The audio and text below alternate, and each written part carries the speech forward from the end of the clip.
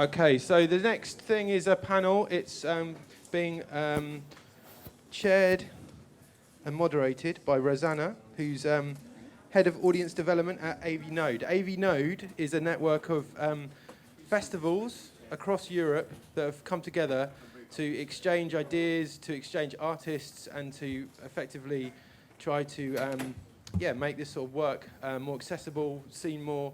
And so we've been really fortunate to be part of that. It's partly instigated this festival happening in London, which was really needed, I think. And as we approach an EU referendum in this country, I think it also proves that Europe is a really good thing. I'm voting in. I don't know about you lot, but I think there's lots of really great things that have come out of the EU, and this festival has some support from the European Union, as well as the Arts Council, who will also be represented in this panel. Am I correct? Yeah. Someone, Ace? You are Ace. Ah, yes, man. So I will pass over to Rosanna and Gianluca from LPN in Rome, and then we'll have a discussion, and hopefully everyone will get involved. There'll be some mics roaming around. Okay. So these should be on. Yeah. Hi everyone. Thank you for coming today. My name is Rossana Di Lella. I'm from Italy, and I'm a cultural anthropologist and project manager. And I represent Cultural Action Europe. That's a cultural organization that takes part in LPM project. That's live performance meeting project. And I'm in charge of monitoring and analyzing the project activities in audience development field. So we will start with a short introduction of myself and Gianluca Del Gobbo, who is the project leader of the LPM project. We will briefly presenting the AV Node network and the LPM project. And after his presentation, I'll be talking a bit about the audience development activities that we have carried out so far. And then we will be discussing with the other speakers, and in particular the Splice Festival team and the Art Council of England representative, Paul Bonham. Then we can start. Hi. Yeah. Thank you very much for having this opportunity in London to organize this event. The AV Node network started in 2011, the idea, and is a network that brings together several organizations from all over Europe, and also some organizations are already getting in from the rest of the world. And in 2013, with a part of the members of this network, we decided to apply to a large-scale cooperation project of the new program of the European Community that is named Creative Europe. And with 13 of the members that was already members of this project, we decided to present this 3 years program. This program involves 14 events from 13 countries, and I show you a video that can maybe help me to have an overview of the different members that are part of this network. Forse solo la barra. Spingi la barra. Audio.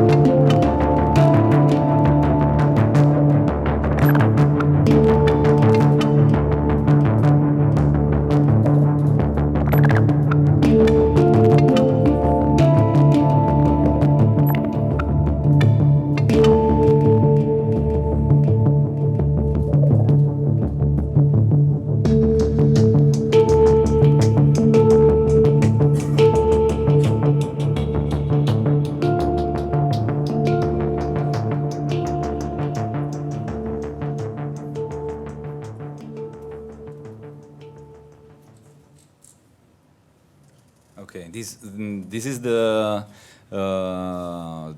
overview of the members that are taking part on this European grant. At the same time, Avinode is now representing more than 40 organizations from all over the world, and the idea is to help each other in making this networking stuff, to help each other to be recognizable and to disseminate this culture of performing arts in the field of audiovisuals.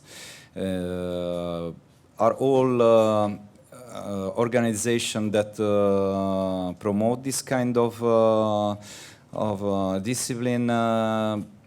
There are most of them are festivals that are already ongoing since some times, but there is also event like this that is that was born thanks to this grant. And another exception is Culture Action Europe that Rossana represents, because our idea and one of the priority of the new program is audience development. So this is the reason why we are making this panel, because is a priority of the Creative Europe program. At the same time is have to be a priority also for us. So Culture Action Europe will help us to make a study on this audience development, and let's start with this discussion. Thank you.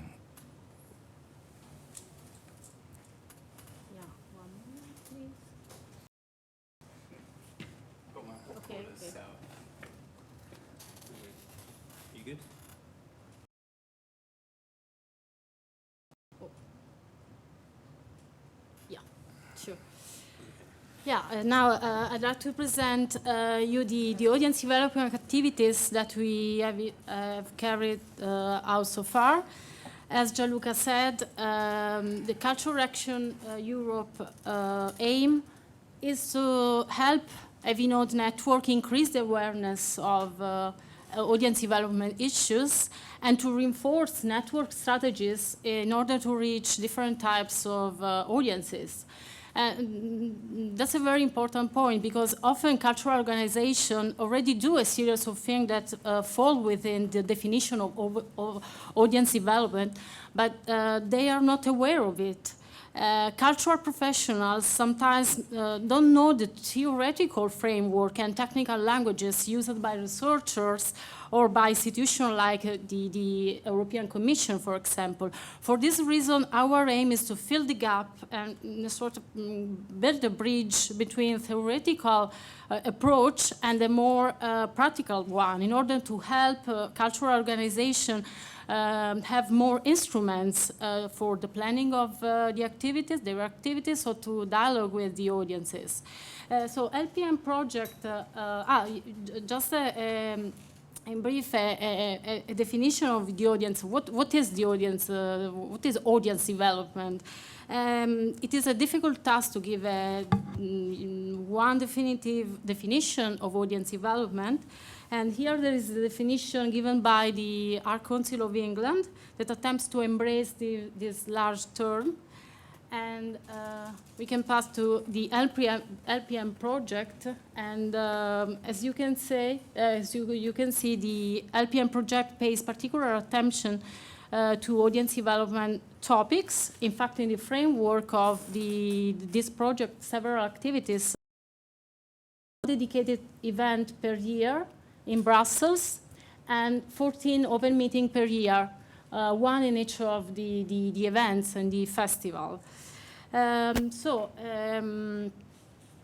Our goals. What are our goals regarding the audience development activities? We may identify three main goals for the project: to widen the audiences, to diversify the audience, and to deepen the relationship with the current audiences.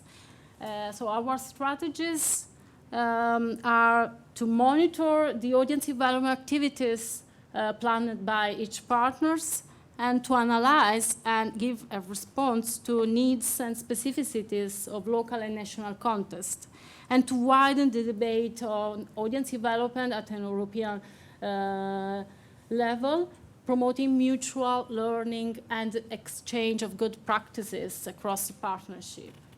So in order to achieve these goals, we planned a series of activities. For the first year, our key point was self-evaluation. And beginning from the self-evaluation process was really important in order to increase network awareness about their goals and current strategies. And to do that, we decided to carry out a survey. So we prepared a self-assessment form that allowed us to better understand what we are and what we want to do as festivals and as a network. This first year is now coming to an end, and second year is about to start. And in the second year, we will focus on the understanding of the audience.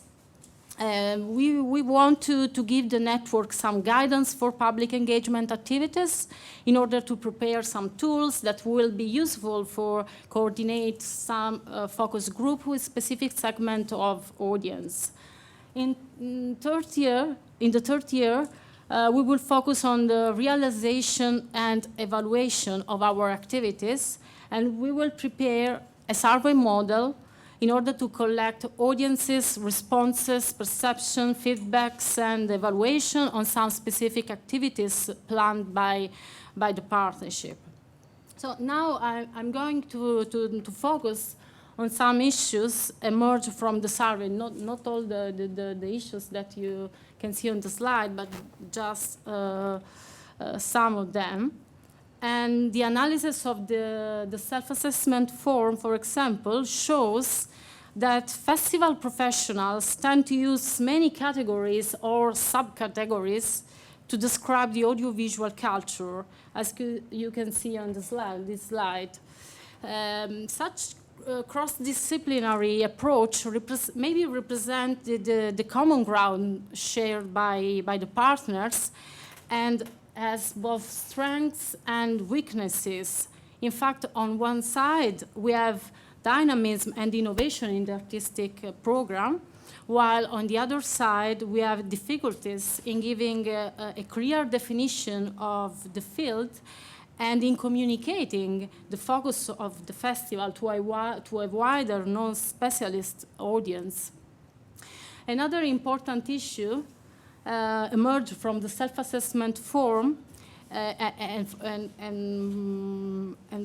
from the meeting as well, is the need for more recognition of the festival and digital arts. But what does it mean to find recognition? It means a wider visibility and reach for the festival or events, and as well as for the network of festivals, both locally and internationally. And it means an increase in awareness and knowledge of visual arts as a proper form of art by audiences, professionals, and academia, for example. And as emerged from our past discussion, the main challenge for festival is to find the right way to communicate the importance of digital and visual audiovisual arts. And some partners have stressed the importance to educate the audiences and to explain them what digital arts are and what the festivals do. So I'd like to share with you some other consideration, starting from the discussion held in the last audience development meeting. The first point is related to the relationship and sometimes the friction between the edutainment approach and the artistic quality of the festival programs. Much concern has emerged about the risk that an audience-centered approach may lead festivals to lose their identity or characteristics.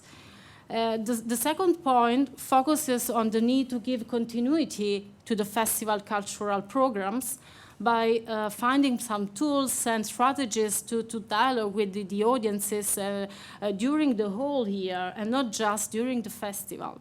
So we don't have enough time to go through all the detail of our research, but I think that this work on audience development may be a very important reflection on the audiovisual arts. As such a result appear to be of interest because so far there has not been much research on digital art festival and their audiences. So it's a big challenge, but it's a sort of new field for the research, at least in Europe. Well, that's it for, and we can start to yeah. So, yeah. Thank you.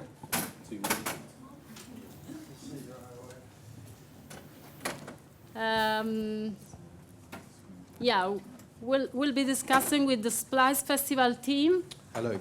And in particular, Pete Thornton. Hello, hello, hello. So, no, the Live mapping is the Arts Council here. okay, Okay. Maybe just... yeah.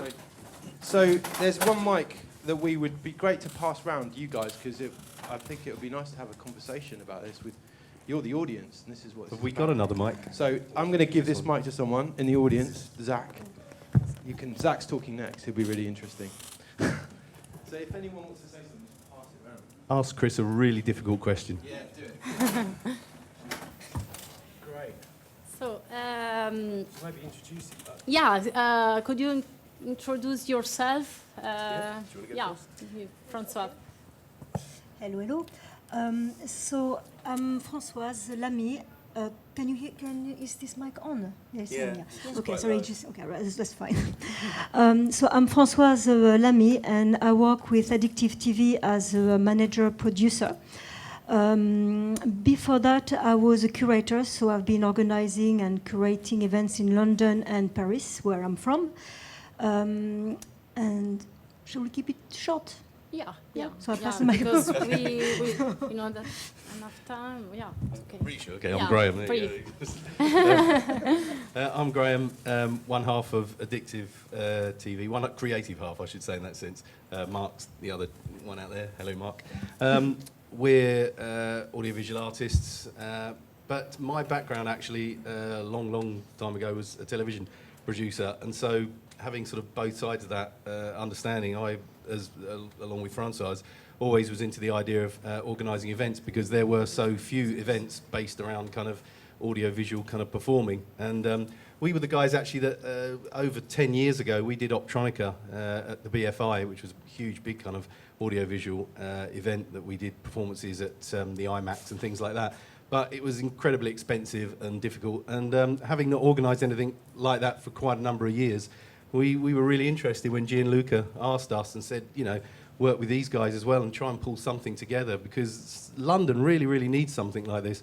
And I always felt it was a bit embarrassing that a lot of other cities around the EU and around the world had festivals like this, but London just didn't still. And as I was saying to Paul just before, we always felt that as artists, often performing at lots and lots of other festivals around the world, we were always this weird odd one out, that we were the only kind of AV artist. And there was always lots of bands and DJs and other people, and you just thought, you know, that you wanted to be at a festival where you were with your own kind, and there was lots of other artists doing similar kind of work. And so yeah, that's why we think it's a really good idea to do this. London really does need it. And I pass you over to my fellow producer here, Pete. Hello, so I'm Pete. I've been producing Splice with these guys. It's been quite a difficult journey, but it's been... No, it hasn't. It's been really easy. No, it's been difficult, but very worthwhile. And it's mainly difficult from time constraints, you know. I've worked as a VJ for a long time, 10, 12 years, and there was a serious lack of this sort of event happening, and, you know, it's desperately needed, so I'm really proud and happy that we finally got to a point where we can put on this great festival, and yeah, I'm looking forward to how it all pans out and getting everyone's feedback and just pushing things on and pushing the whole community forward and getting the next generations coming through, and yeah, that's it. Hey, my name's Chris Allen. I'm the founder and director of a group called The Light Surgeons.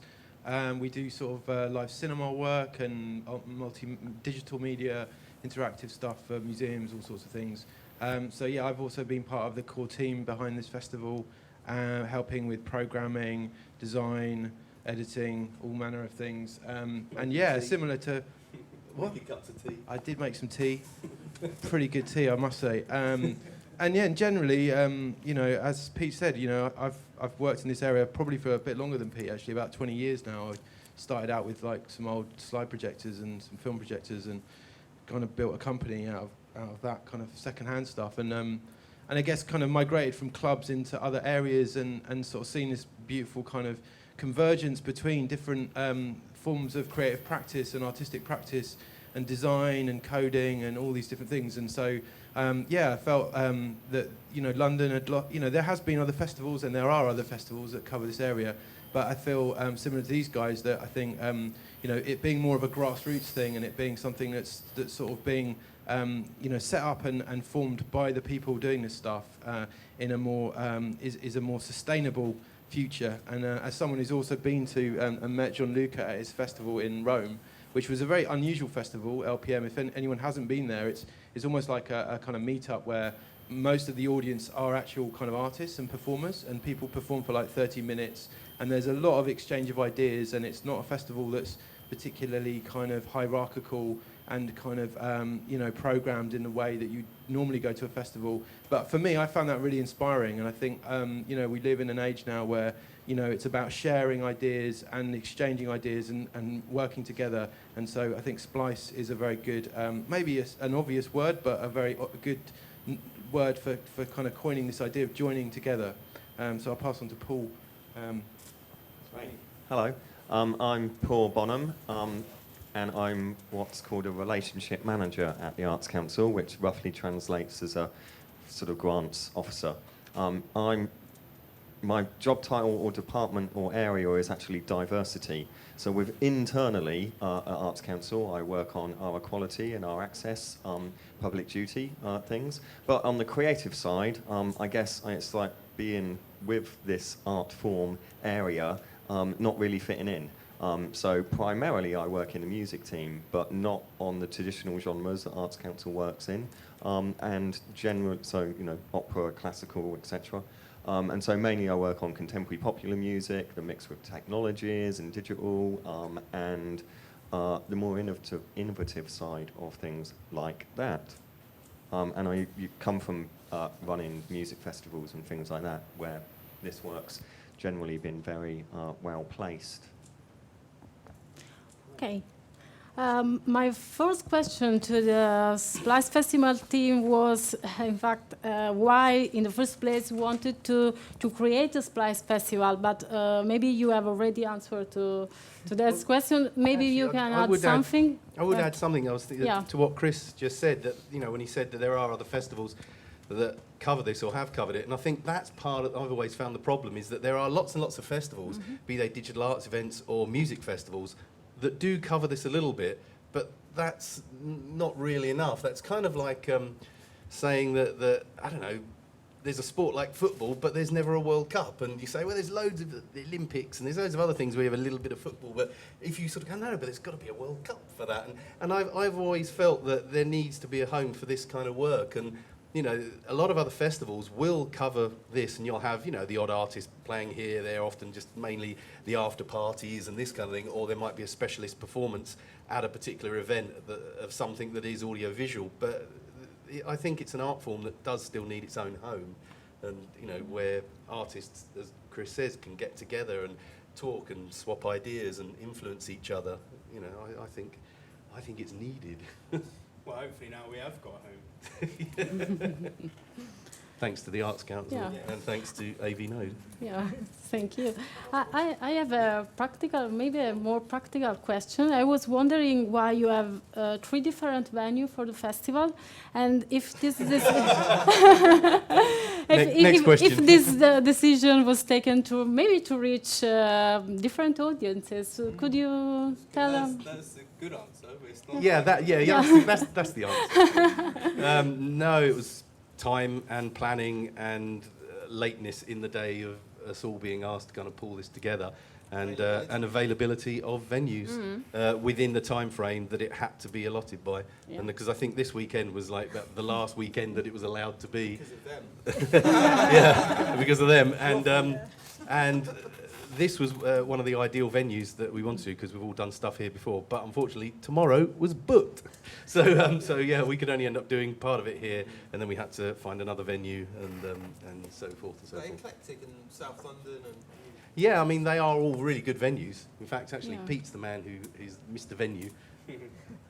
Yeah, so I mean, it wasn't our first choice to spread it across the different venues, but actually, I think it's probably worked in our favour because, like you say, you know, you're tapping into different types of audiences, especially the Sunday venue in particular. They've got their whole own little community of sort of experimental sound artists and, you know, just real underground art that's pushing forward, you know, and it's really great to be doing stuff across these different venues. Maybe it would have been easier, I think, to focus on just one place, but, you know, when we were trying to arrange them, they were all booked until October, you know, and we wanted something in June, so we had to work around the spaces that we could get, and I'm really happy. They're really good spaces. Yeah. I have another question for the team, for the Splice Festival team about your backgrounds. Could you tell us about your experiences as artist and producer, and how does the double role affect your relationship with audience as artist and organizer or this? Yeah, I mean, I've been a kind of practicing artist in this area for a long time, like I said, and I guess I started doing it before there was terms like VJing and whatever. I was just sort of experimenting with projection, and then gradually these things became terms and have developed and become sort of staple parts of, I would say, sort of club culture.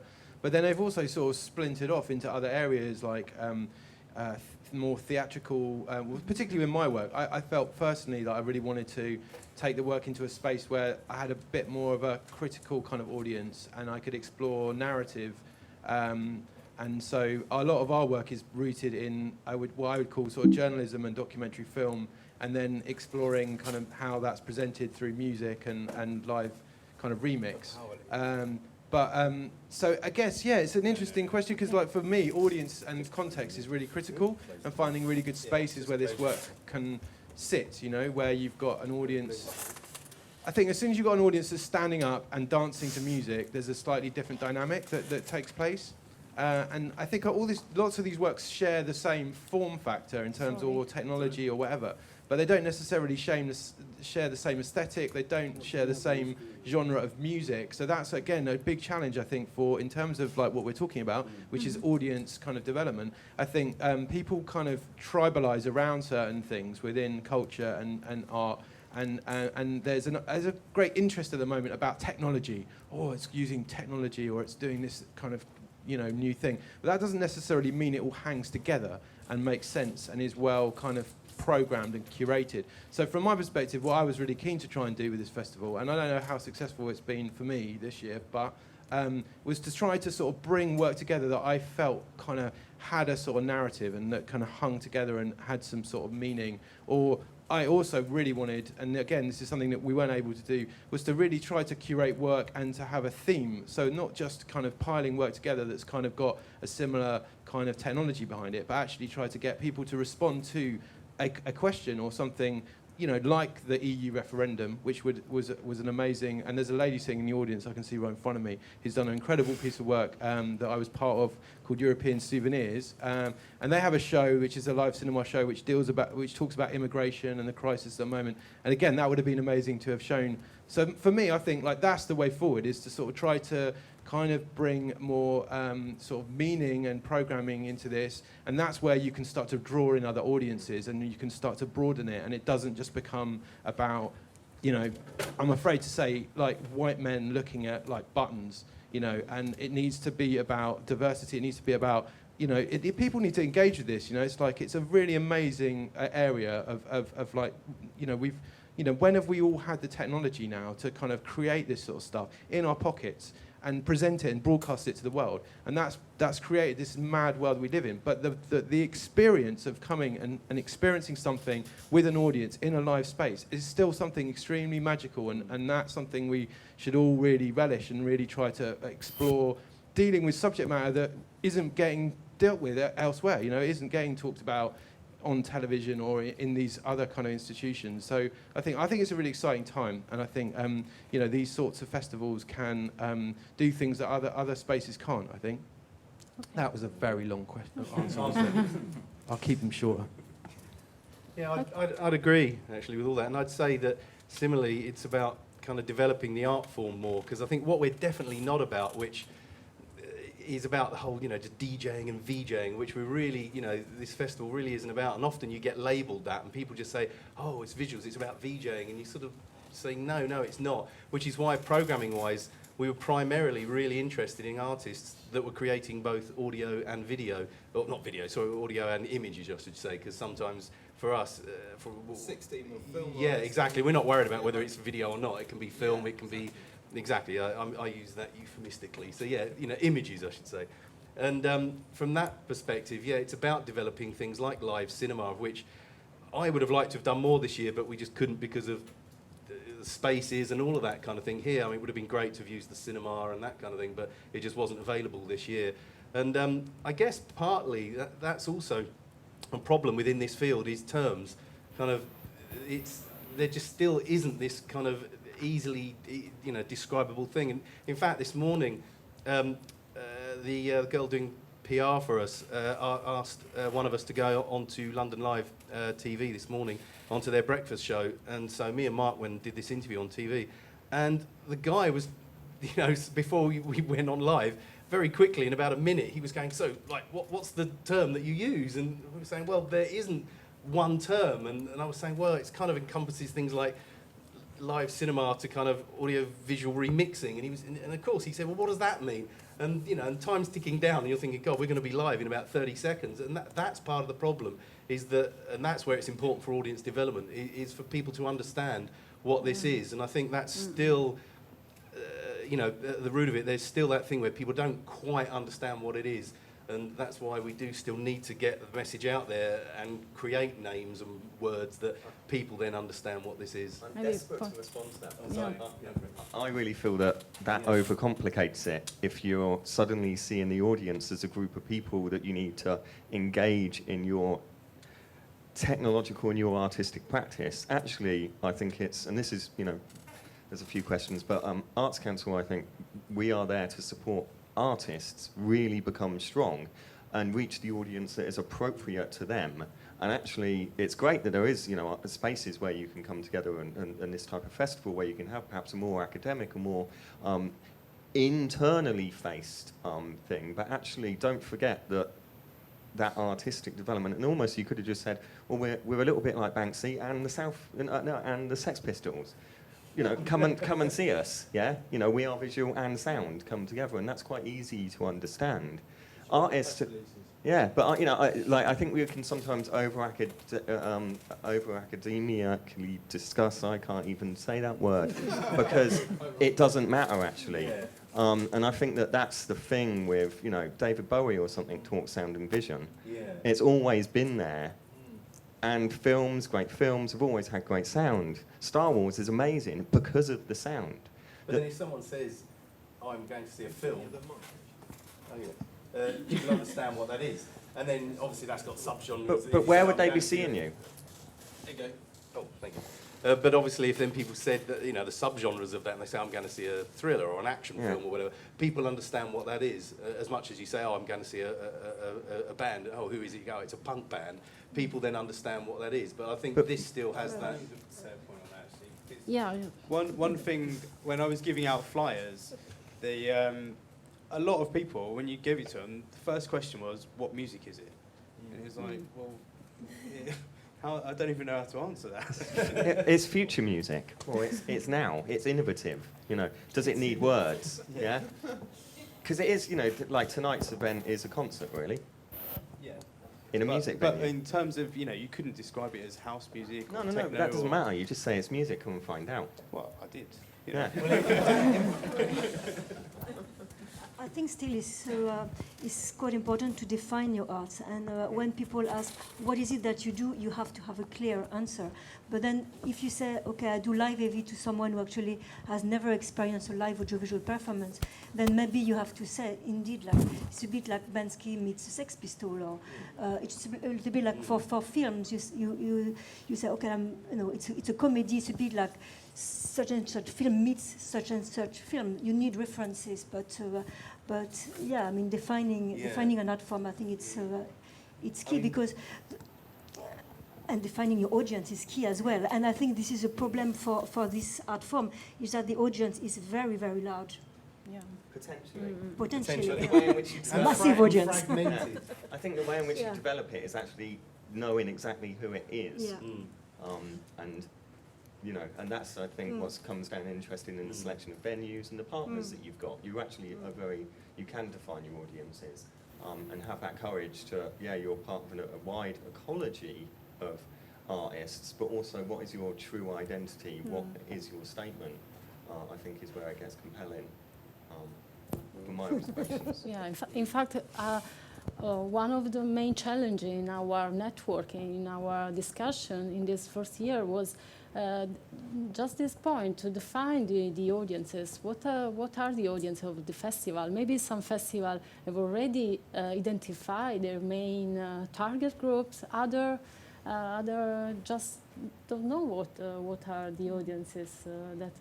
So it's a big challenge, and maybe in the next 3 years we will able to focus on this problem, and so.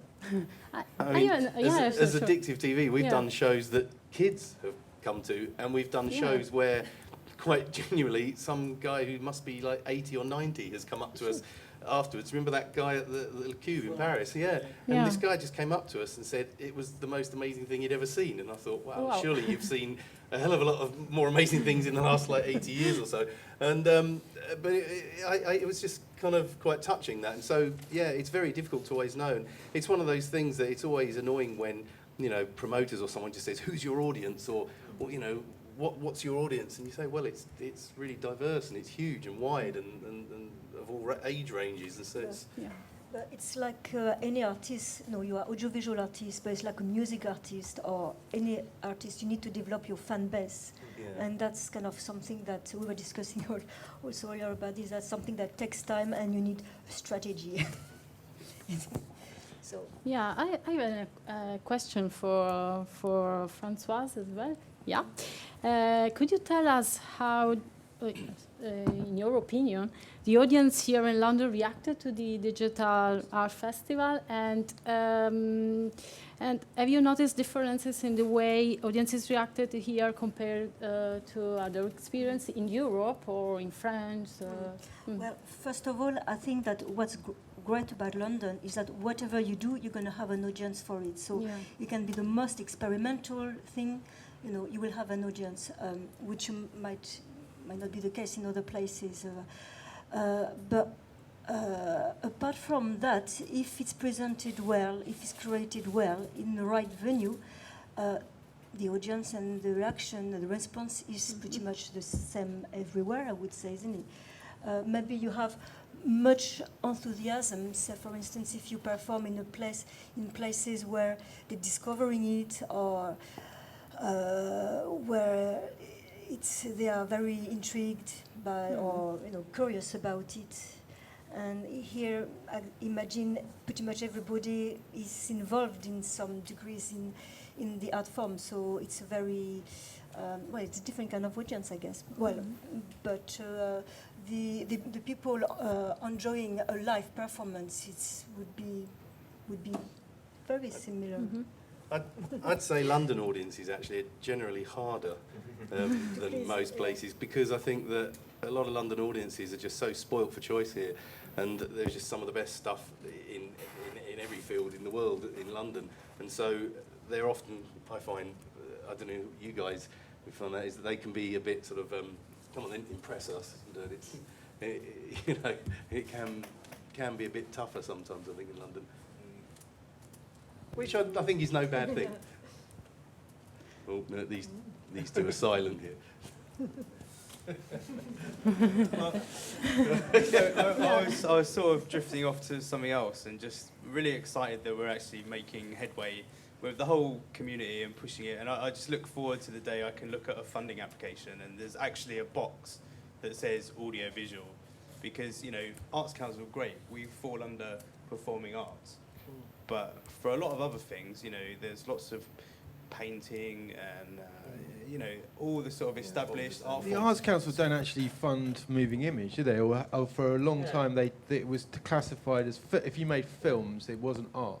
So there's all these kind of slightly archaic terminology, and I know you don't want to talk about terminology, but actually it is a massive part of applying for this sort of stuff. And I think a lot of people have been frustrated because their work kind of falls between the cracks of, like, the funding I've received from the Arts Council, which has been several projects, installation projects, but actually the major funding that I received for doing this sort of work came through music, not through me making visual art, but through my collaborations and the work that I've created musically.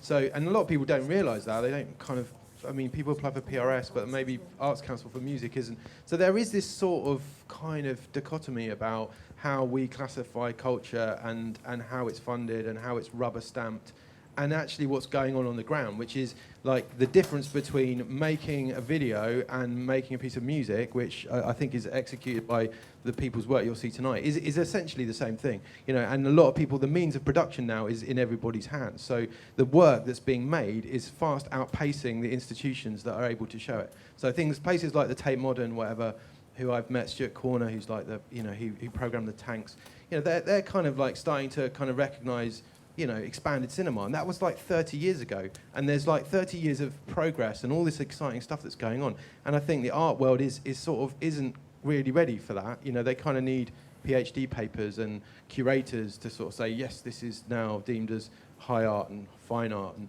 so it's like, I think, and it's exciting because this stuff's moving quicker than all of these other institutions are. And I think audiences get that. You know, I think both me and Graham have done shows in London where we've got really good audiences to see this work, and you know, we've had support from people like the British Film Institute and what have you. And I think context, going back to your point, is like the kind of the audiences do differ. You know, I think when you sit people down and you point them at something, they have a different kind of they engage with it in a different way. And then culturally, you know, we did shows in India where people literally standing up in a cinema and whooping and cheering and screaming in ways that, you know, so I think cultural audiences does differ. From my experience, people kind of engage with it in different ways. And that's good. That's a really good thing, you know. I think, anyway, that was my point. Another ramble. I don't need both. Questions from the audience? Yeah. We can... There's any comments, question, or... You're from New Zealand, aren't you? Thank you. Just a question really about funding and grants and the commercial realities of performance. Is there a question here and I'd like to get your opinions on content versus product, and being in performing arts. You know, you go to see Cats, you can buy the T-shirt, you can buy the Andrew Lloyd Webber soundtrack, you can buy this, you can buy that, and that to a great extent probably funds the performance aspect. Can you perhaps talk about the lack of product other than buying a ticket at a venue? Yeah, well, yeah, I mean, it is a good question. I mean, the whole thing is about the performance, you know, that's how do you package that up and take it home? It's a very difficult thing. And also in terms of like the funding and just putting it on events like this, compared to just a normal concert, you've got twice the costs because you've got the audio and the video side. So by the time you factor that stuff in, you know, it's so difficult to do big scale production, and yeah, that would be a great way to sort of back it up. Yeah. Do you think there's a potential market in like the live broadcast element as a product? Well, we were trying with the live stream. We had some problems with that today. Yeah. Yeah, I mean, I think we're going through kind of, in a broader sense, this real kind of cultural crisis, really, of like how digital technology is kind of impacting how people make and consume stuff.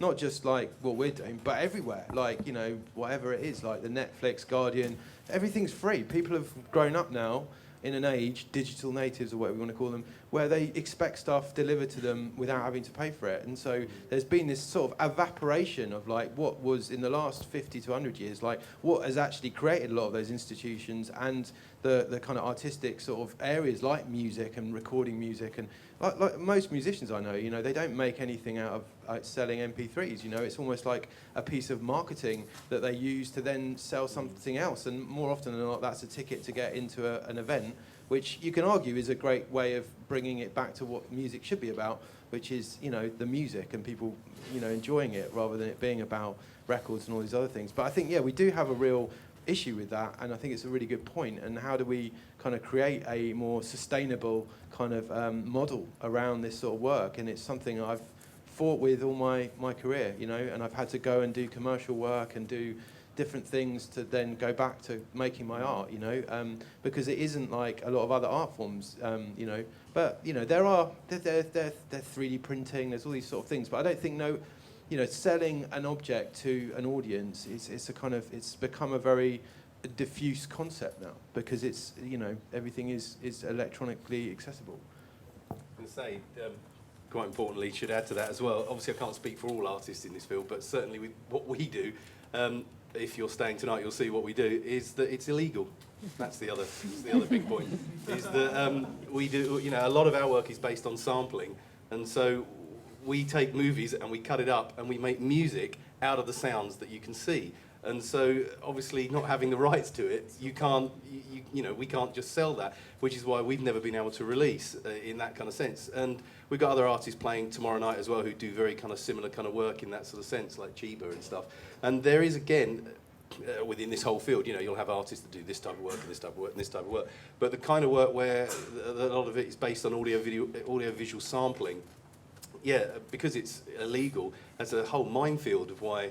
And I mean, in fact, someone like Cassette Boy, who's playing tonight, same kind of thing. But in some ways, you could say what he's done is package stuff up, and it is being kind of diffused in that sense and broadcast out. And you'll have, you know, 25 million people watching one of his videos.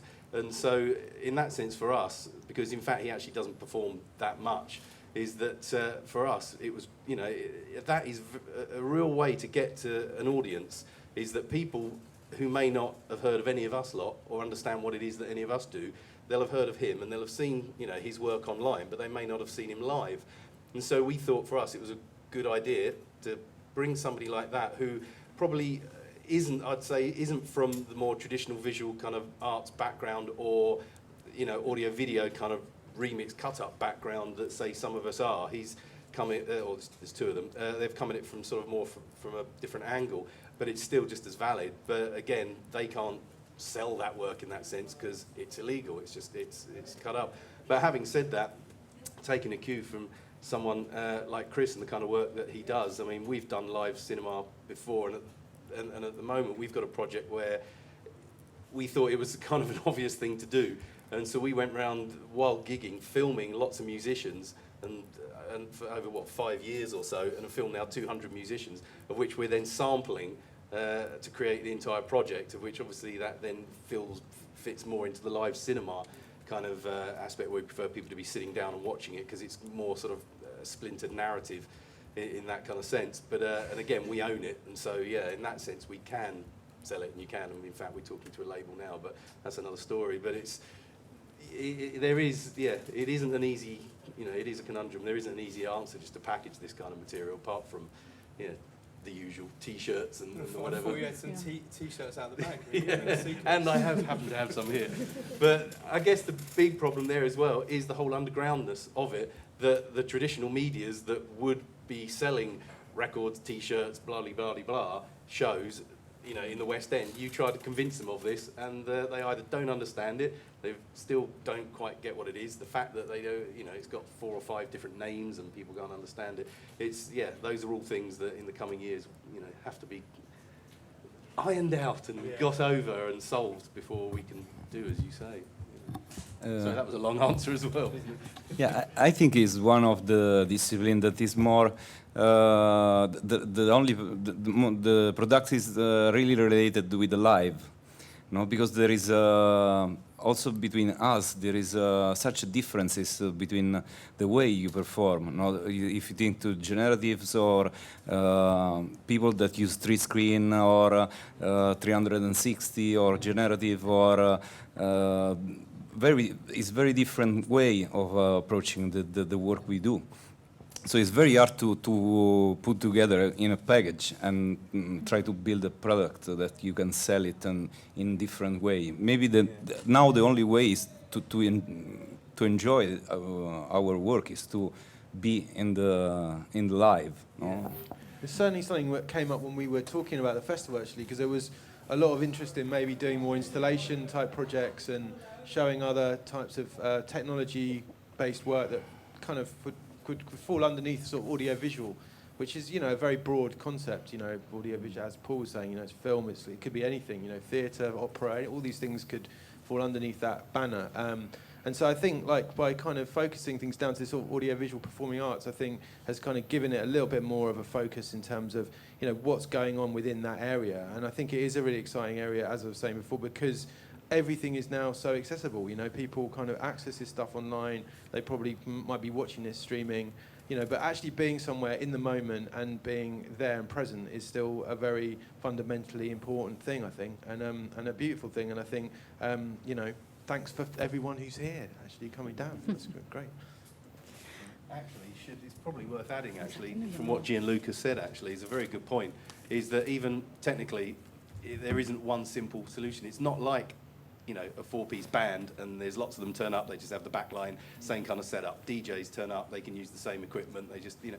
The thing with this kind of field is every artist pretty much has their own setup and their own display, and as you say, some are doing 3 screens, some are doing 2, some are doing 1, some are doing 360 degree. And so even somewhere like here tonight, it's not, you know, poor old Joe, who's not here on the panel, has got the... He's just walked in. Oh, he's just walked in.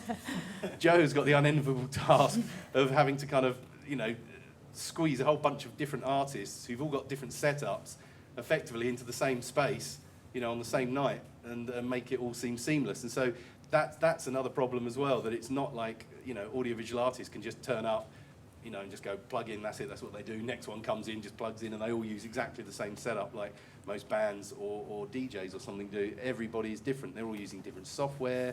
They're all using different, you know, resolutions on what they're working with. It's just, yeah, some are working with 16mm film. It's just, yeah, it's not a simple, you know, it's not as simple as just being able to package stuff up. Is there any next question? Sorry.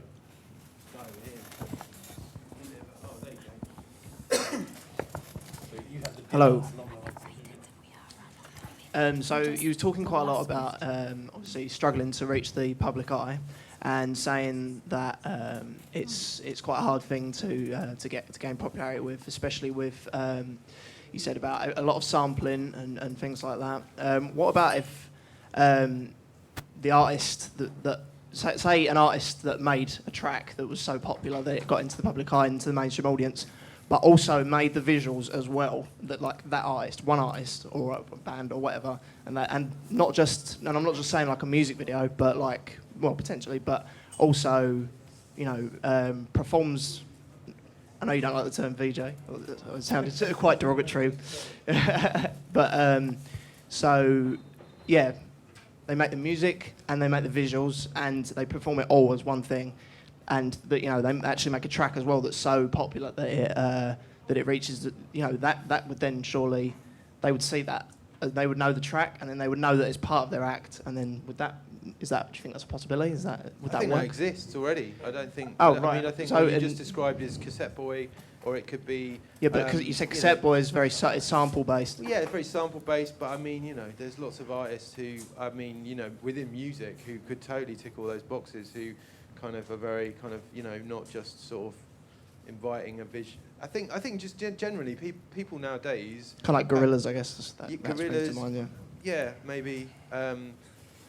I think we're still sort of living with this sort of concept of sort of popular music, and I think popular music will always be very powerful because music is a very emotional medium, and it allows people to project their own kind of ideas and emotions onto it. You know, and that's then it's very evocative, and you know, it's stronger than film in that sense because it's open, it's porous. People can kind of it's a kind of form of memory, you know, music, and I think it will always kind of lead in certain areas.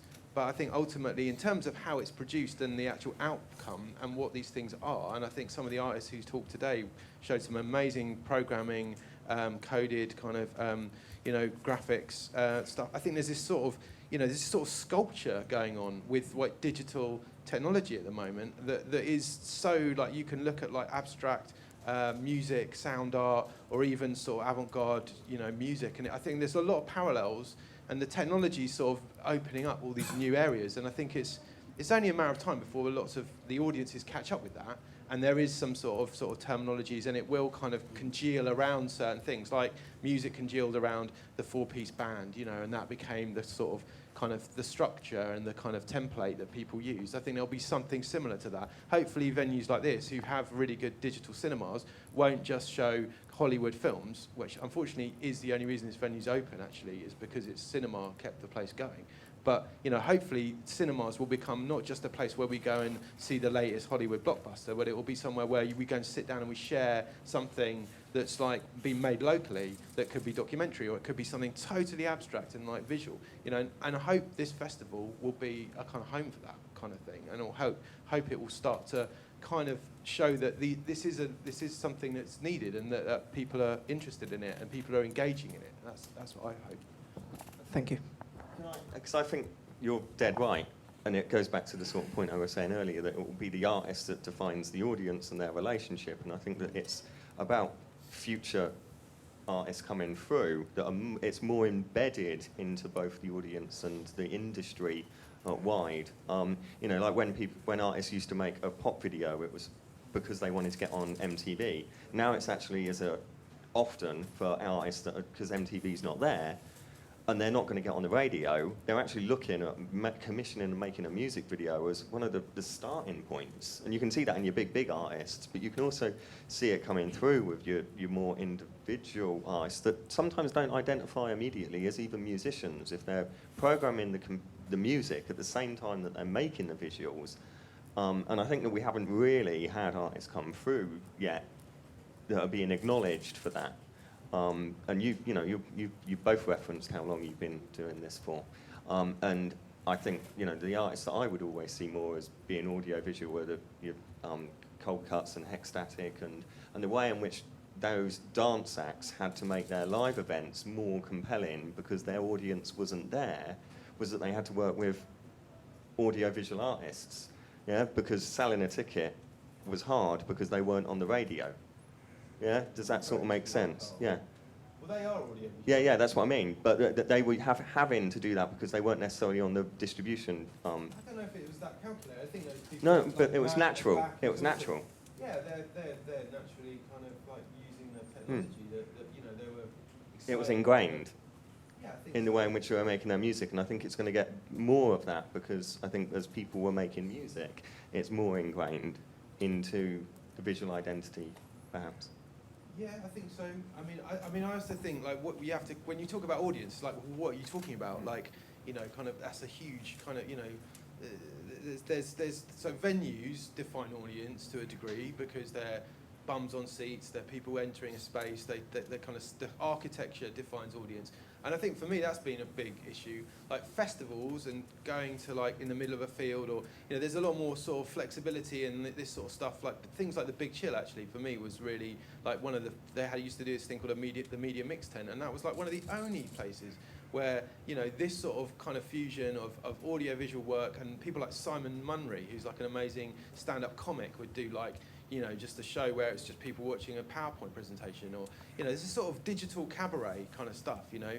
Theatre is now kind of really engaging with this sort of stuff as well. So I think, you know, it's about the spaces and actually the architecture, and that's where the audiences come to. And I think the more that spaces and institutes can sort of start to see, and also taking it out of, you know, video mapping and taking it out of venues and taking it into public spaces and reclaiming what's left of this city's public space, which isn't much, you know, it's really exciting, I think, and that's what this sort of stuff can do. I mean, Luma, did you go to the Lumiere Festival? I mean, I went to that, and I mean, I was amazed at how many people were at that. It was, I mean, you know, incredible audiences, and like all types of people, you know, who were just fascinated by, you know, projection and mapping and like these sorts of little interventions into public space. So there's a great appetite for this sort of work. I have no question about that. I think, you know, it's just, when we talk about audiences, are we talking about mainstream kind of pop kind of audiences, which I kind of think is what you were sort of alluding to? Or well, but I was thinking by going to that, you may then make all the other people that aren't so in that audience notice it. It was just more about getting it to the public eye. I was just by spreading the audience. Yeah, I guess mainstream. Yeah, but. I think the other way to build this is, I think, about sharing knowledge, and I think AV Node is doing an amazing job bringing a diverse group of different festivals together and getting more people making the work. You know, I think if the work isn't made, then it won't develop. You know, and I think having more people making the work, more critical feedback on the work as well. So it isn't just kind of, you know, regurgitation, but there's some sense of response, you know, will really build it. I think it will develop it, and just you know, a faster turnover, I guess, of people creating stuff and sharing it. You know, that's all going to help. But you know, I don't know. Is it about size? Size isn't everything, is it? I think having a small, really dedicated audience that's really engaged is maybe better than having like a huge mainstream audience that.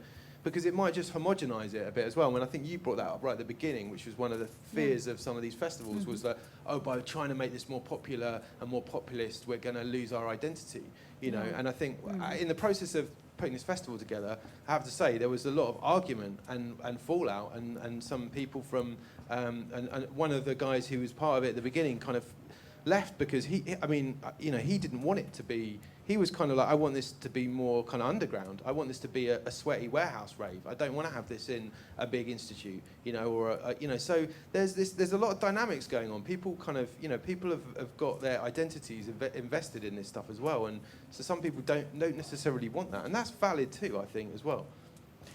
Anyway. Okay, thank you. I think that we are running out of time now. And I'm sorry, but we have to end this very interesting discussion. So, we can keep the discussion. We can continue the discussion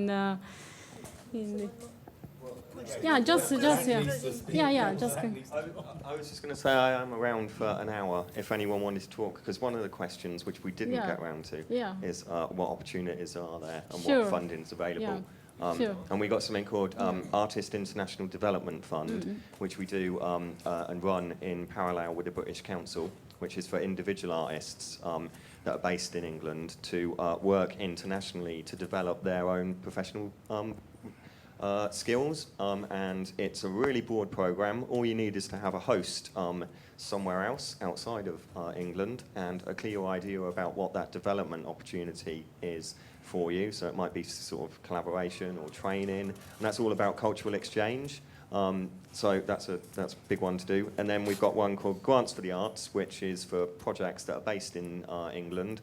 They're touring, they can again be development, collaboration, all types of things like that, exhibition, events, whatever. So I'm going to be around for about an hour to talk about that. Also there's something called The Space, which is a digital online thing that we have. It was set up around the Cultural Olympiad in 2012 as a partnership between Arts Council and the BBC to really look at creative media and digital arts. So they've just announced a new round of commissions, which are focusing on audience development for this type of work, and so that's also worth looking at. Otherwise, that's about it. Okay. Good. Yeah, you get it. We applied for that, but didn't get it, did we? Well, you have to apply, you know. I mean, the thing is, I think a lot of people, and I've been in this position, is like it's about language, and it's about being able to talk in the right language, and I think, you know, just get in there, get stuck in. I mean, I've been amazed at a lot of people I know who've really creative artists who just don't bother applying to the Arts Council because they're kind of scared by the kind of administrative process of that. And it isn't easy, but I think, you know, this is testament. Pete has worked hard. We've all worked hard in kind of pooling and getting this off the ground. But I think it is possible, and God, you know, so many countries in the world don't have any arts funding. Gawan, the guy who's playing with us tomorrow for our show, Super Everything, which is also funded by Arts Council and the British Council. You know, I was talking to him last night, and he was like, you know, and he's an amazing musician, and he's constantly touring, but there's no funding for him in Malaysia. So we should be really proud that we have these public institutions, and we must make sure that they don't get cut, because that's just like rubbish. I mean, no, what's going on at the moment politically is just ridiculous. But anyway, as these guys said, we can continue this conversation, and we really want to listen. And this is what this festival is about. It's not all about technology and all that stuff. It's about people, and it's about connecting, and it's about talking about the work and, you know, ideas and how we can all help each other. So please just kind of talk to each other and come up to each other over the course of the weekend and let us know, you know, your names, and let's continue this conversation. Yeah. Thank you. Okay, thank you for your contribution, for Thank you. your participation.